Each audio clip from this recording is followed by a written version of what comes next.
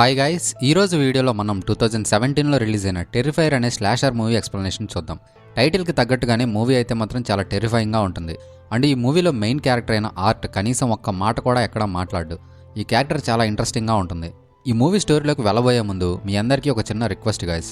ఈ వీడియో అంతా మీరు చూసేశాక వీడియో మీకు ఎంటర్టైనింగ్గా అనిపిస్తే, మా ఎక్స్ప్లెనేషన్ కానీ మీకు నచ్చితే వీడియోని లైక్ చేసి ఛానల్ని సబ్స్క్రైబ్ చేసుకుని మన ఛానల్ని కొంచెం సపోర్ట్ చేయండి.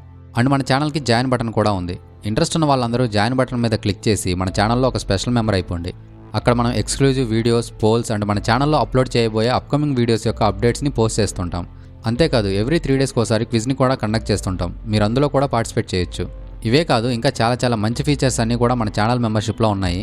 సో వెంటనే ఇంట్రెస్ట్ ఉన్న వాళ్ళందరూ కూడా జాయిన్ బటన్ మీద క్లిక్ చేసి మన ఛానల్లో ఒక మెంబర్ అయ్యి ఈ ఫీచర్స్ అన్నింటికి యాక్సెస్ పొందండి. జాయిన్ అయ్యేందుకు లింక్ డిస్క్రిప్షన్లో కూడా అవైలబుల్గా ఉంది, ఒకసారి చెక్ చేయండి. ఇంక లేట్ చేయకుండా మనం స్టోరీలోకి వెళ్ళిపోదాం.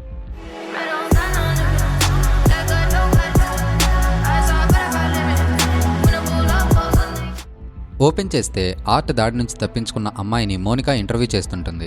ఇంటర్వ్యూ ముగిసిన తర్వాత మోనికా తన బాయ్ ఫ్రెండ్కి కాల్ చేసి, నువ్వు షోని చూసావా? ఆ అమ్మాయి చాలా భయంకరంగా ఉంది కదా, తను నన్ను ఏమైనా చేసిందేమో అని చాలా భయపడ్డాను.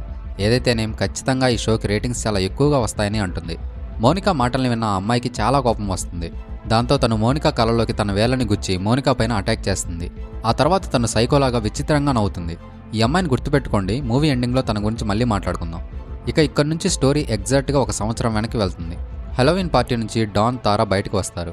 డాన్ బాగా డ్రింక్ చేసి ఉంటుంది. ఆ సమయంలో వాళ్ళకి ఆర్ట్ కనిపిస్తాడు. ఆర్ట్ని చూసి తారా చాలా భయపడిపోతుంది. కానీ డాన్ మాత్రం ఏమాత్రం భయపడకుండా, నా ఫ్రెండ్కి నీ ఫోన్ నెంబర్ కావాలంట అని ఆర్ట్తో అంటూ తారాని ఆట పట్టిస్తుంది. నెక్స్ట్ సీన్లో ఆర్ట్ అక్కడి నుంచి సడన్గా వెళ్ళిపోతాడు. తర్వాత డాన్ అండ్ తారా కలిసి ఒక పిజ్జా షాప్కి వెళ్తారు. తీరా చూస్తే అక్కడికి ఆర్ట్ కూడా వస్తాడు. తను తారా వైపు అదే పనిగా చూస్తూ విచిత్రంగా నవ్వుతుండడంతో తారా చాలా భయపడిపోతుంది. కానీ డాన్ మళ్ళీ ఏమాత్రం భయపడకుండా ఆర్ట్ దగ్గరికి వెళ్ళి తనతో సరదాగా సెల్ఫీ తీసుకుంటుంది. డాన్ సెల్ఫీ తీసే టైంలో కూడా ఆర్ట్ తారా వైపే చూస్తుంటాడు. నెక్స్ట్ సీన్లో ఆర్ట్ రెస్ట్ రూమ్కి వెళ్తాడు. తను రెస్ట్ రూమ్ని బాగా డర్టీగా చేయడంతో స్టీవ్ తనపై బాగా కోప్పడి తనని షాప్ నుంచి బయటకు గంటేస్తాడు. కొంచెం సేపటి తర్వాత డాన్ అండ్ తారా షాప్ నుంచి బయటకు వచ్చి కారులో ఇంటికి వెళ్ళబోతారు. కానీ తీరా చూస్తే వాళ్ళ కార్ టైర్కి పంచర్ అయి ఉంటుంది. ఇక చేసేదేమీ లేక తారా తన సిస్టర్ విక్కీకి కాల్ చేసి టైర్ పంచర్ గురించి చెప్తుంది. ఇక విక్కీ వాళ్ళిద్దరిని పికప్ చేసుకోవడం కోసం రూమ్ నుంచి బయటకు వచ్చి తన కార్లో డాన్ అండ్ తారా దగ్గరికి వస్తుంటుంది. కార్ టైర్ని ఆర్ట్ పంచర్ చేశాడేమో అని తారాకి డౌట్ వస్తుంది. అప్పుడు తారా డాన్తో, ఒకవేళ మన కార్ టైర్ని ఆ విచిత్రమైన అబ్బాయి పంచర్ చేశాడేమో అని నాకు డౌట్గా ఉంది. అండ్ అసలు తన దగ్గర ఉన్న గార్బేజ్ బ్యాగ్లో ఏముండి ఉంటాయి అని తారా అంటుంది. ఇది హలోవిన్ కదా, సో అందరూ విచిత్రంగా కాస్ట్యూమ్స్ వేసుకుంటారు, అది మనకు తెలిసిన విషయమేగా, కాబట్టి నువ్వు ఆ అబ్బాయి గురించి ఎక్కువగా ఆలోచించకని డాన్ అంటుంది. కట్ చేస్తే రేమన్ రెస్ట్ రూమ్ని క్లీన్ చేసి బయటకు వచ్చేసరికి ఆర్ట్ స్టీవ్ని చంపేసి ఉంటాడు. అది చూసిన రేమన్ చాలా భయపడిపోతాడు. అండ్ వితిన్ సెకండ్స్లోనే ఆర్ట్ రేమన్ని కూడా చంపేస్తాడు. మైక్ ఎలుకల్ని తరవడం కోసం ఒక బిల్డింగ్లోకి వచ్చి వర్క్ చేస్తుంటాడు. తారాకి రెస్ట్ రూమ్ అవసరం అవుతుంది. అదే సమయంలో మైక్ బిల్డింగ్లోంచి బయటకు వచ్చి సిగరెట్ తాగుతుంటాడు. అప్పుడు తారా మైక్ని అడిగి బిల్డింగ్ లోపలికి ఎంటర్ అయ్యి రెస్ట్ రూమ్ని యూజ్ చేస్తుంది. తరువాత తారాకి ఆ బిల్డింగ్లో ఒక పిల్లి అరుస్తున్న శబ్దం వినిపిస్తుంది. ఆ శబ్దాన్ని ఫాలో అవుతూ వెళ్ళిన తారాకి క్యాట్ లేడీ కనిపిస్తుంది. పోలీసులు ఆర్ట్ చేసిన మర్డర్స్ గురించి రేడియోలో చెప్పి ప్రజల్ని అప్రమత్తం చేస్తారు. పోలీసులు ఆర్ట్ గురించి చెప్పిన మ్యాటర్ని విని డాన్ అసలు నమ్మలేకపోతుంది. సరిగ్గా అదే సమయంలో ఆర్ట్ అక్కడికి వచ్చి డాన్ని పట్టుకుంటాడు. ఈ అమ్మాయి నా కూతురు అని చెప్పి క్యాట్ లేడీ తారాకి ఎమిలీని పరిచయం చేస్తుంది. క్యాట్ లేడీ మాటల్ని విన్న తారాకి అసలేం అర్థం అవ్వక తన దగ్గర నుంచి వచ్చేస్తుంది. అప్పుడు తారాకి ఆ బిల్డింగ్లో ఆర్ట్ కనిపిస్తాడు. ఆర్ట్ని చూసిన తారా ఒక్కసారిగా భయపడిపోయి మెయిన్ డోర్ దగ్గరికి పరిగెత్తుకుని వస్తుంది. కానీ ఆర్ట్ మెయిన్ డోర్ని లాక్ చేసి ఉండడంతో తారా మెయిన్ డోర్ని ఓపెన్ చేసి ఆ బిల్డింగ్లోంచి బయటపడలేకపోతుంది. దాంతో తారా మైక్ దగ్గరికి వెళ్ళి తనని గట్టిగా సహాయం అడుగుతుంది. కానీ మైక్ ఇయర్ ఫోన్స్ పెట్టుకుని సాంగ్స్ వింటూ వర్క్ చేస్తుండడం వల్ల తనకి తారా మాటలు అసలు వినిపించవు. అప్పుడిక ఆర్ట్ సడన్గా అక్కడికి వచ్చి తారాని బలంగా పట్టుకుని తనకి డ్రగ్ ఇంజెక్ట్ చేస్తాడు. దాంతో తారా స్పృహ కోల్పోతుంది. కట్ చేస్తే ఆర్ట్ చేసిన మర్డర్స్ గురించి విక్కీ కూడా రేడియోలో వింటుంది. ఆర్ట్ దగ్గర ఉన్న గార్బేజ్ బ్యాగ్లో ఏముండి ఉంటాయని తారా ఇంతకుముందు డాన్ని అడుగుతుంది కదా. యాక్చువల్గా ఆర్ట్ దగ్గర ఉన్న గార్బేజ్ బ్యాగ్లో చాలా రకాల వెపన్స్ ఉంటాయి. ఆర్ట్ తారాని ఒక చైర్కి కట్టేసి తన దగ్గర ఉన్న వెపన్స్లో నుంచి ఒక మంచి వెపన్ని సెలెక్ట్ చేసుకుంటాడు. వెపన్ని సెలెక్ట్ చేసుకున్న తర్వాత ఆర్ట్ వెళ్ళి అక్కడున్న కర్టన్ని ఓపెన్ చేస్తాడు. తీరా చూస్తే అక్కడ డాన్ నూడుగా తలకిందులుగా వేలాడదీసి ఉంటుంది. డాన్ని చూసిన తారా ఒక్కసారిగా షాక్ అయిపోతుంది. ఇక ఆర్ట్ హాక్సాని యూజ్ చేసి విచిత్రంగా నవ్వుతూ డాన్ బాడీని తారా కళ్ళెదుటే సగానికి కోసేస్తాడు. అలా చేయడం వల్ల డాన్ చనిపోతుంది. డాన్ చనిపోవడాన్ని చూసిన తారా గట్టిగా ఏడుస్తూ చైర్ని విరగ్గొట్టి అక్కడి నుంచి తప్పించుకుంటుంది. కట్ చేస్తే ఆర్ట్ తారా కోసం వెతుకుతుంటాడు. అప్పుడు తారా ఆర్ట్ దగ్గరికి వచ్చి ఒక చెక్కతోటి ఆర్ట్పై దాడి చేస్తుంది. కానీ ఇక్కడ ట్విస్ట్ ఏంటంటే ఆర్ట్ దగ్గర గన్ కూడా ఉంటుంది. తను ఆ గన్తో తారాని షూట్ చేసి తారాని గాయపరుస్తాడు. సరిగ్గా అదే సమయంలో విక్కీ బిల్డింగ్ దగ్గరికి వచ్చి తారాకి మెసేజ్ చేస్తుంది. విక్కీ మెసేజ్ని చూసిన ఆర్ట్ తారాకి కొంచెం అనారోగ్యంగా ఉంది, నువ్వు వెంటనే బిల్డింగ్ వెనక్కి రా అని విక్కీకి రిప్లై ఇస్తాడు.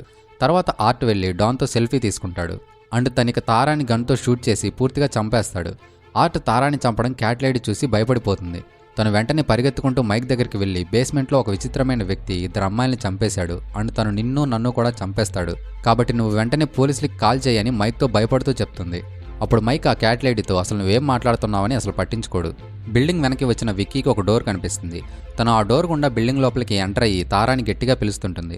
విక్కీ అరుపుల్ని విన్న మైక్కి అసలు అక్కడ ఏం జరుగుతుందో ఏమీ అర్థం కాక తను వెంటనే కోవర్కర్కి కాల్ చేస్తాడు. సరిగ్గా అదే సమయంలో అక్కడికి ఆర్ట్ వచ్చి మైక్ని తన హ్యామర్తో బలంగా కొట్టగా మైక్ స్పృహ తప్పి పడిపోతాడు. కట్ చేస్తే ఎమిలీ ఆర్ట్ చేతిలో ఉండడాన్ని క్యాట్ లేడీ చూస్తుంది.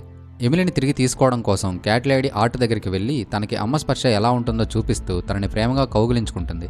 నెక్స్ట్ సీన్లో మైక్ కోవర్కర్ బిల్డింగ్ దగ్గరికి వచ్చి మైక్కి కాల్ చేస్తాడు. కానీ మైక్ స్పృహ కోల్పోయి ఉండడం వల్ల తను కాల్ని లిఫ్ట్ చేయలేకపోతాడు. విక్కీ డాన్ మొబైల్కి కాల్ చేస్తూ తన రింగ్ టోన్ని ఫాలో అవుతూ వెళ్తుంటుంది. అలా డాన్ని చేరుకున్న విక్కీకి డాన్ డెడ్ బాడీ కనిపిస్తుంది.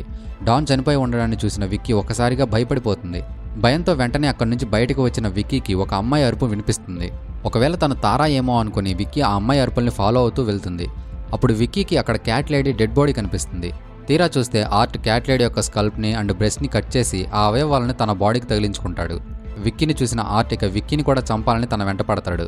కానీ విక్కీ మాత్రం ఆర్ట్ నుంచి సక్సెస్ఫుల్గా తప్పించుకొని ఒక ప్లేస్లో దాక్కుంటుంది. మైక్ ఎంతసేపటికి ఫోన్ లిఫ్ట్ చేయకపోవడంతో కోవర్కర్ బిల్డింగ్ బయట నుంచి కారు హార్న్ కొడతాడు. అప్పుడు ఆ హార్న్ సౌండ్ని ఆర్ట్ వింటాడు. డోర్స్ అన్నీ లాక్ చేసి ఉండడం అండ్ మైక్ సమాధానం ఇవ్వకపోవడం వల్ల ఇక కోవర్కర్ అక్కడి నుంచి వెళ్ళిపోవాలనుకుంటాడు. కానీ తనకప్పుడు బిల్డింగ్ డోర్ యొక్క కీ ఎక్కడ ఉందో గుర్తొస్తుంది. అతను వెళ్ళి డోర్ దగ్గర ఉన్న మ్యాట్ని పైకెత్తి చూడగా అక్కడ కీ ఉంటుంది. ఇక తను ఆ కీని యూజ్ చేసి డోర్ ఓపెన్ చేసి బిల్డింగ్ లోపలికి ఎంటర్ అవుతాడు. కానీ సరిగ్గా అదే సమయంలో ఆర్ట్ అక్కడికి వచ్చి కోవర్కర్ని కూడా చంపేస్తాడు.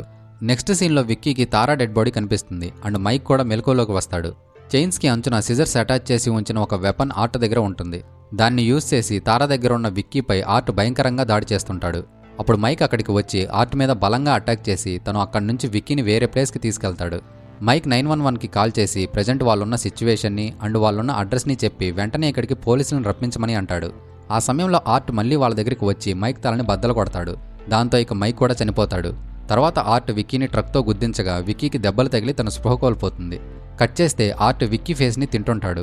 ఆ సందర్భంలో పోలీసులు అక్కడికి వచ్చి ఆర్ట్ని పట్టుకుంటారు. కానీ అప్పుడు ఆర్ట్ గన్ని యూజ్ చేసి తనని తను షూట్ చేసుకుంటాడు. తర్వాత పోలీసులు డెడ్ బాడీస్ అన్నింటినీ పోస్ట్మార్టంకి తీసుకెళ్తారు. పోస్ట్మార్టం చేయడం కోసం డాక్టర్ ఆర్ట్ ఉన్న బ్యాగ్ని ఓపెన్ చేయగా సర్ప్రైజింగ్లీ ఆర్ట్ కళ్ళు తెరిచి ఆ డాక్టర్ని చంపేసి అక్కడి నుంచి తప్పించుకుంటాడు. 1 సంవత్సరం తర్వాత డాక్టర్లు విక్కీని డిశ్చార్జ్ చేస్తారు. అప్పుడు విక్కీ ఫేస్ ఈ విధంగా ఉంటుంది. మరుసటి రోజు విక్కీ మౌనిక ఇంటర్వ్యూకి వెళ్తుంది. అంటే మూవీ స్టార్టింగ్లో చూపించిన అమ్మాయి ఎవరో కాదు విక్కీనే అని మనకు లాస్ట్లో అర్థమవుతుంది. ఇంతటితో ఈ కథ అయిపోతుంది. ఈ మూవీ స్టోరీ మీకు ఎలా అనిపించిందో తప్పకుండా కామెంట్ సెక్షన్లో మాకు తెలియజేయండి. మేము ఖచ్చితంగా ప్రతి కామెంట్ని చదివి హార్ట్ఫుల్గా రిప్లై కూడా ఇస్తాం. సో డెఫినెట్గా మీ ఒపీనియన్ని కామెంట్ సెక్షన్లో మాతో పంచుకోండి. ఈ వీడియో మీకు నచ్చినట్లయితే వీడియోని లైక్ చేసి ఛానల్ని సబ్స్క్రైబ్ చేసుకొని బెల్ ఐకాన్ని ఆన్లో పెట్టుకోండి. అండ్ మన ఛానల్లో మెంబర్గా జాయిన్ అవ్వడం మాత్రం అసలు మర్చిపోవద్దు. మనం మళ్ళీ మరో వీడియోలో కలుద్దాం. అంతవరకు టేక్ కేర్, బాయ్.